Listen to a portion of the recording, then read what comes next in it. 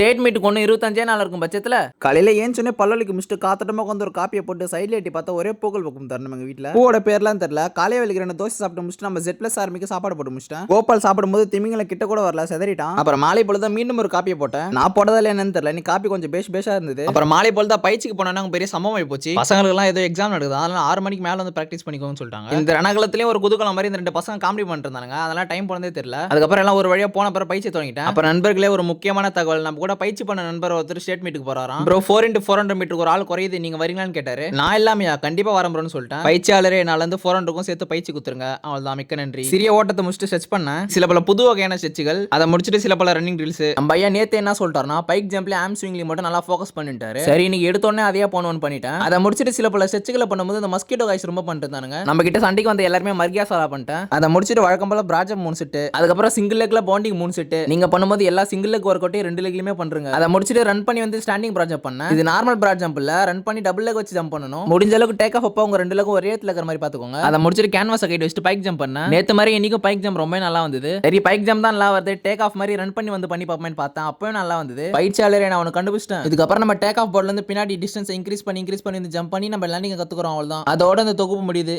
இன்னைக்கு அவ்வளவுதான். மீது நாளைக்கு பார்க்கலாம். தொடர்பில் இருக்கோம்.